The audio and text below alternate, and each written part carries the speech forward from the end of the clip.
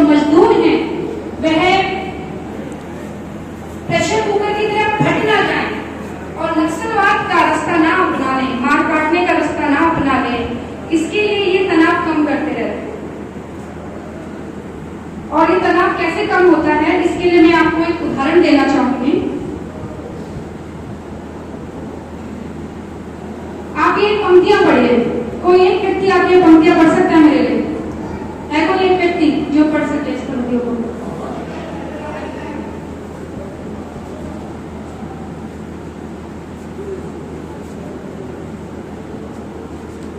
छिन रही है आदमी की रोटियां, बिक रही हैं आदमी की बोटियां, किंतु सेठ भर रहे हैं कोठियां, लूट का ये राज हो खत्म, क्रांति के लिए उठे कदम, क्रांति के लिए चले मसाल। क्रांतिकारी कविता है ना, और इस क्रांति का एक सेकंड ना, इसका जरा अर्थ भी बता दें सिंपल भाषा में, क्या कहना चाहते हैं? मैं बताऊं?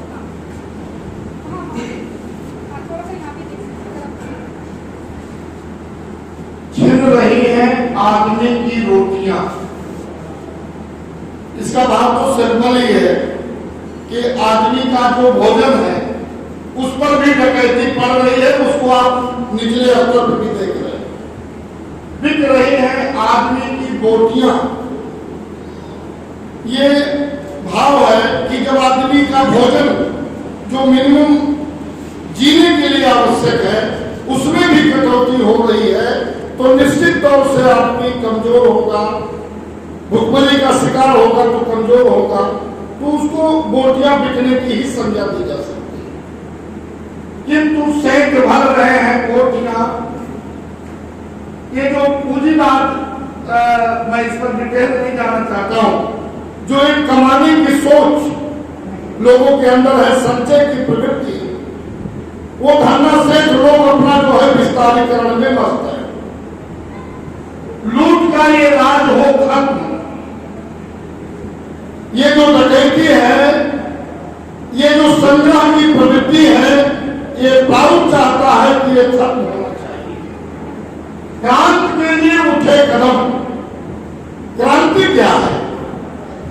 क्या है क्रांति? इसको समझना है कि अगर शोषण की प्रवृत्ति समाज में व्याप्त है, मानो अपने निजी स्वार्थों में दूसरे के जीने का हक छीन रहा हो, तो ऐसी स्थिति में लोगों को खड़ा होकर के दूसरे व्यक्ति को भी जीने का अधिकार दिलाना, ये मेरे हिसाब से क्रांति का है।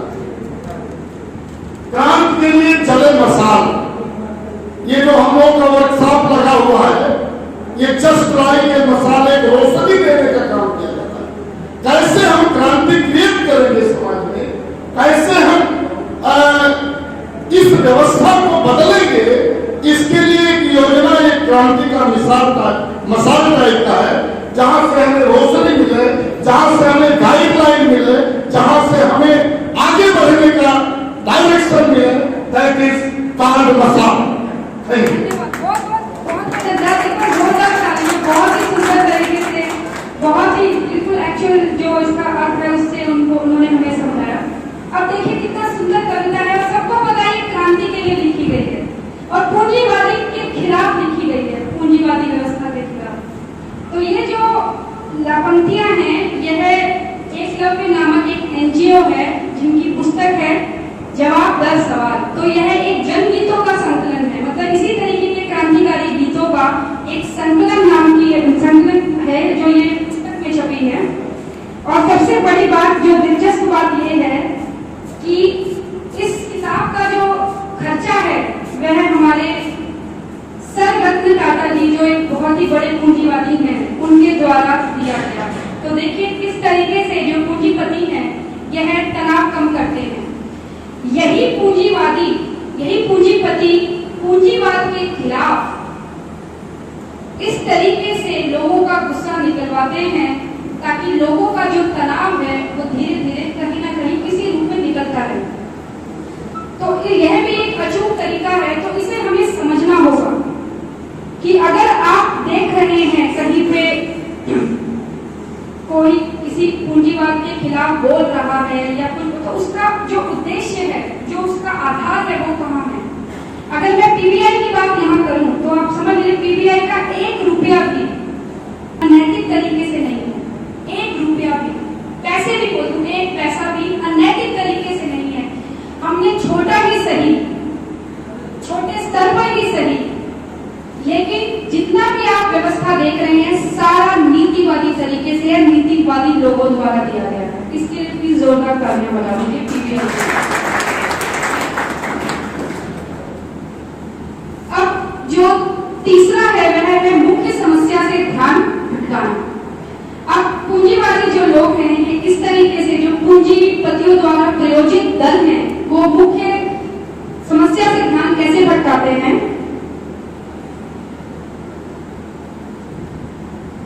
अगर मैं आंदोलनों की बात कहूं, आप शायद अगर किसी को विश्व का भी हॉलिस्टिक लेवल पे या बड़े लेवल पे अगर विश्व का नहीं पता कि विश्व में हो क्या रहा है, तो मैं थोड़ा सा बताना चाहूंगी कि विश्व के जितने देश हैं, और भी कई देश हैं, लंबी लिस्ट है, यहाँ पे सबको नहीं मेंशन कर सकते थे, तो इन सभी देशों में भ्रष्टाचार के खिलाफ आंदोलन हो रहे हैं, इन सभी देशों में। और ये जो भ्रष्टाचार के खिलाफ इन सभी देशों में जो आंदोलन हो रहे हैं, इनको समर्थन कहां से हासिल है? इनको जो समर्थन हासिल है वो है world bank, IMF, WTO, world economic forum, transparency international. तो ये जितनी भी वित्तीय संस्थाएं हैं, ये उन एनजीओस को सपोर्ट कर रही हैं, पैसा दे रही हैं, जो भ्रष्टाचार के खिलाफ आंदोलन कर रही हैं विभिन्न देशों में। ठीक है, अब आपको तो ये पता है ये जितनी भी वित्तीय संस्थाएं हैं कौन चलाता है, इनका नियंत्रण किसके हाथ में है? इनका नियंत्रण पूंजीवादी देशों के हाथ में है। और ये जो संस्थाएं हैं ये कहती हैं हर देश में जाके, इवन भारत में भी, कि गरीबी, महंगाई, बेरोजगारी, शोषण का जो कारण है वह है भ्रष्टाचार। सभी लोग सुनते होंगे भ्रष्टाचार भ्रष्टाचार, सही बात है, सब कहते हैं गरीब भ्रष्टाचार हट जाएगा तो गरीबी, महंगाई, बेरोजगारी, शोषण सब खत्म हो जाएगा। तो ये जो वित्तीय संस्थाएं हैं वो हर देश में जाके बोलती हैं कि भ्रष्टाचार के कारण गरीबी, महंगाई, बेरोजगारी सब समस्याएं हैं। तो इनका ये हल भी बताती है।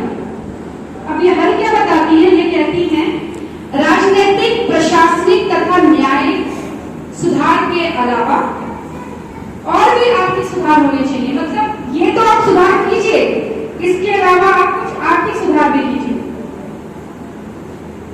तो आर्थिक सुधार के नाम पे वो बोलती हैं जो भूमंडलीकरण, उदारवाद के नाम पे बोलते हैं वो विदेशी बाजार, उद्योगों और व्यापारों को विदेशी निवेशकों को के लिए खोल देना चाहिए, फॉरेन डेवलपमेंट FDI।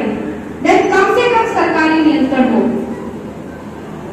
और अधिक से अधिक निजीकरण हो। आज आप यही देख रहे होंगे, आज की जो सरकार है वो इन तीनों में बहुत काम कर रही है। बिल्कुल स्पष्ट उदाहरण है, देखो FDI के लिए पूरा बाजार खोल दो आप, फॉरेन इन्वेस्टमेंट के लिए।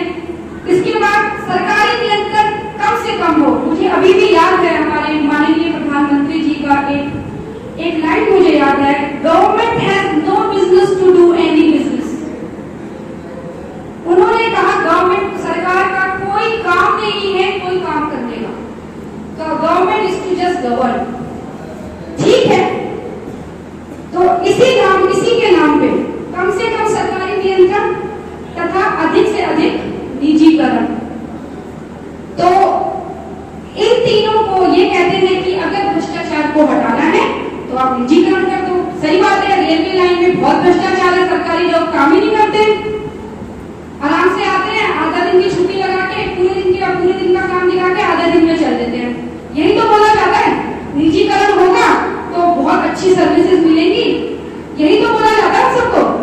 और लोगों की मानसिकता भी यही है कि निजीकरण कर दो तो भ्रष्टाचार कम हो जाएगा। लेकिन आप एक चीज समझ लीजिए, निजीकरण माने मुनाफाखोरी। मुनाफा भी नहीं, मुनाफा अच्छी चीज है, थोड़ा बहुत मुनाफा करना चाहिए, क्योंकि जैसे दादा ने कहा बिजनेस एथिक्स के साथ होना चाहिए, सामने वाले का भी ध्यान रखना चाहिए। लेकिन जहाँ मुनाफाखोरी शुरू हो जाती है वहां पे तो एथिक्स खत्म। तो निजीकरण माने मुनाफाखोरी।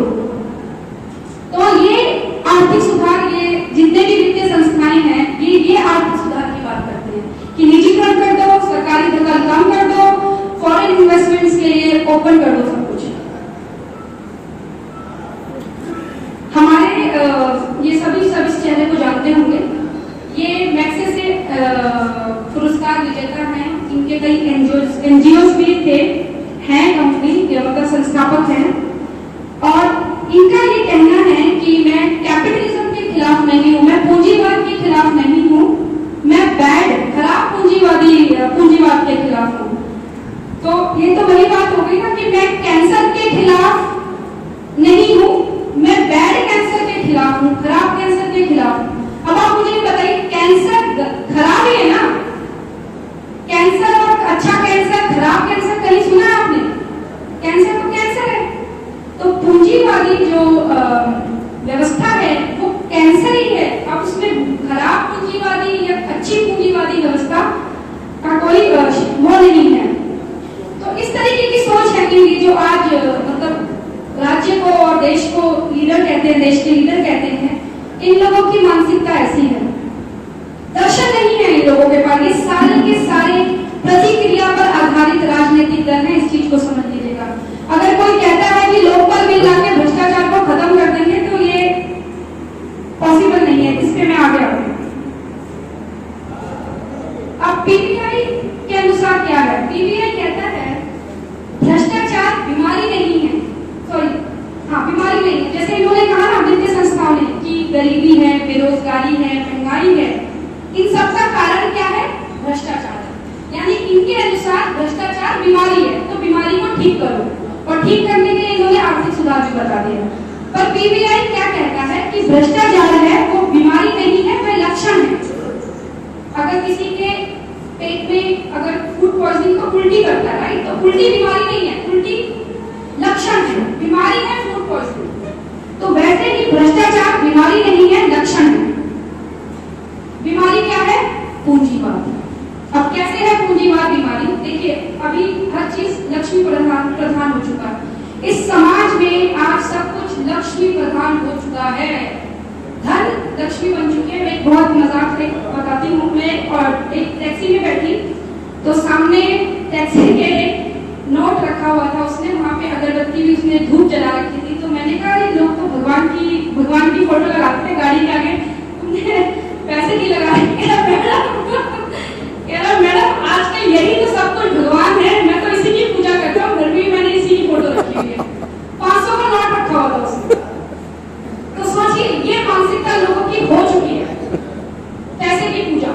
तो सब कुछ पैसा प्रधान हो चुका है।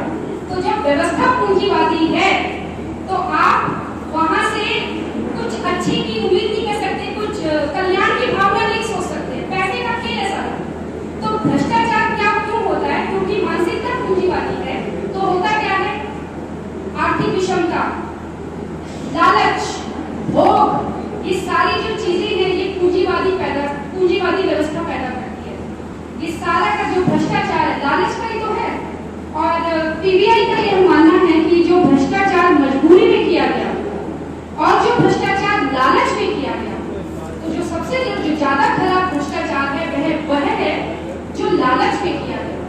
मान लीजिए मैंने मजबूरी में मुझे भ्रष्टाचार करना पड़ा, मैं मजबूरी में करूंगी तो मैं डर के करूंगी कि मैं हो सकता है मैं अपनी सारी चीजें दांव पे लगा दूं। 2 लाख 3 लाख का भ्रष्टाचार। लेकिन जो बड़े बड़े नेता होते हैं इनकी लाखों से दाल नहीं बनती, इनको करोड़ों का चाहिए और वो लालचवश करते हैं। तो वह भ्रष्टाचार ज्यादा खराब है जो लालचवश होता है। और यह जो लालच है यही पूंजीवादी व्यवस्था लोगों में डाल रही है। लालच, स्वार्थ, भोगवाद और आर्थिक विषमता की अगर कोई जर्नी है तो यही पूंजीवादी व्यवस्था है। राजनीतिक दखल, अब मैं बस जल्दी 5 मिनट में खत्म कर रही हूँ, मैं ज्यादा समय नहीं लूंगी, आई एम सॉरी। तो जैसे राजनीतिक दखल है तो आज ये पॉलिटिकल इंटरफेयर भी करना चाहते हैं। अब जब ये पॉलिटिकल इंटरफेयर कैसे करते हैं कि अगर मान लीजिए 1-2 साल तक इन्होंने कुछ इस तरह का किया कि भ्रष्टाचार कम हुआ, तो भ्रष्टाचार खत्म तो होता नहीं है, कम जरूर हो जाता होगा थोड़ी देर के लिए। तब ये क्या करते हैं कि बातें करते हैं, बखान करते हैं, लेकिन जो समस्या का जो समाधान है वो मूल रूप से होता नहीं है। आर्थिक असमानता, भोगवादी प्रवृत्ति, पूंजीवादी लालच, ये ज्यों का त्यों बना रहता है। इसके अलावा हमें यह भी समझना होगा कि एक समय पर इतने सारे देशों में अगर भ्रष्टाचार उन्मूलन और लोकतंत्र की स्थापना के लिए आंदोलन हो रहे हैं एक साथ सारे देशों में, तो इसके पीछे कारण क्या है? इसके पीछे कारण यही है कि ये जो साम्राज्यवादी देश है, ये जो वित्तीय संस्थाएं हैं, इनकी यह सोच समझी रणनीति है ताकि वह सबके जितने भी देश हैं उनकी अर्थव्यवस्था पर, उनके बाजारों पर कब्जा जमाए रखें। तो पीपीआई भी एक ऐसा दल है जो ब्रह्मांडवाद, universalism, there is no ism, only universalism. तो श्री प्रभात रंजन सरकार ने कहा कोई इज्म नहीं है, सिर्फ ब्रह्मांडवाद, यूनिवर्सलिज्म को हमें मानना है।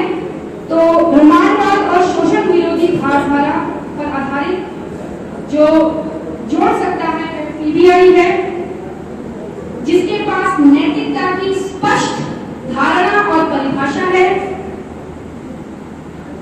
जिसके पास व्यक्ति और व्यवस्था को ठीक करने के लिए निश्चित कार्यक्रम और मार्ग निर्देशन है, जिसके पास एक पूर्ण सामाजिक दर्शन प्रौढ़ है और जो पूंजीपतियों के धन से पोषित नहीं है। ये बहुत ही इंपॉर्टेंट पॉइंट है। पीबीआई पूंजीपतियों के धन से पोषित नहीं है, यह नीतिवादियों की पार्टी है। नीतिवादियों का इसमें धन लगा है, मन लगा हुआ है, कर्म लगा हुआ है। बस मैं 1-2 लाइनों में अपनी बात को यहाँ खत्म करते हुए जाऊंगी कि हमें यह समझना चाहिए कि जो आज की राजनीति है वह केवल कमजोर तत्वों और समाज विरोधी धाराओं पर ही नहीं टिकी हुई है। वह जो है, आज आप देखेंगे जो राजनीति है उसने एक ऐसा दलगत स्वरूप ले लिया है कि जो राजनीति है वह सेवा का विषय नहीं रही है। राजनीति या सेवा का तो विषय बिल्कुल ही नहीं, सभी जानते हैं क्या हो गया। तो राजनीति जो है वो एक संकीर्ण हित स्वार्थ साधन का जरिया हो गई है। होता क्या है, जो भी राजनीतिक दल आज सत्ता में आना चाहते हैं वह केवल भोग, सत्ता और लालच के वश आते हैं, अपनी रोटियां सेकने के लिए आते हैं और इससे वो क्या करते हैं, कई गठबंधनों का निर्माण करते हैं। एक गठबंधन टूटता है, दूसरा गठबंधन बन जाता है, तीसरा गठबंधन, आज उसको कल उसको पहले को गाली दे रहा होगा, कल को उसको भाई बना लेता है, केवल सत्ता में आने के लिए। इनका विचारधारा से कोई लेना देना नहीं है कि मेरी राजनीतिक पार्टी की क्या विचारधारा है और उनकी राजनीतिक पार्टी की क्या विचारधारा है, वो मेल नहीं खा रहे लेकिन फिर भी लगे रहते हैं। देखिए क्या क्या है, सभी जानते हैं ना।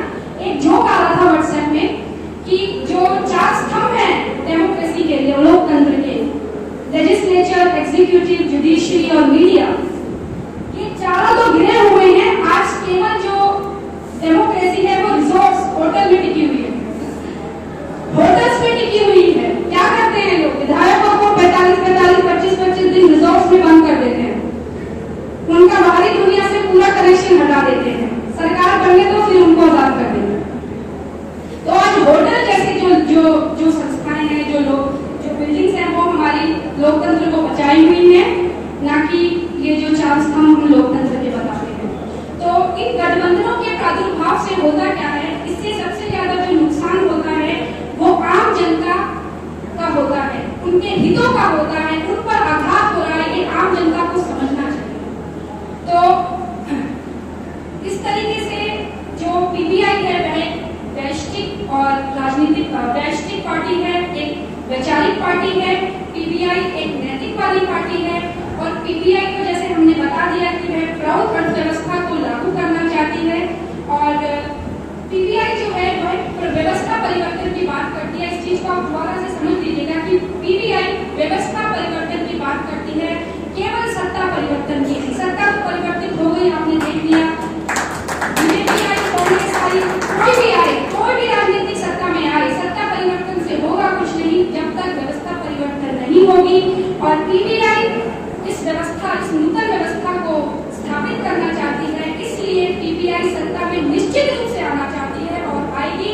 और मैं आप लोगों से ये संकल्प चाहती हूँ कि आप लोग पीबीआई को विजय के लक्ष्य तक पहुंचाएंगे और सब लोग समर्थन करेंगे और यहाँ पे जितने भी लोग नए आए हैं वे इस विचारधारा को आगे बढ़ाएंगे। और ये याद रखिएगा, ये जो पीबीआई है यह मानव कल्याण का काम है। अगर आप इस पार्टी से जुड़ते हैं तो आप समझ लीजिए आप परोपकार का काम कर रहे हैं, आप मानव समाज का काम कर रहे हैं। ये बस इतने से, इससे ज्यादा मैं और कुछ नहीं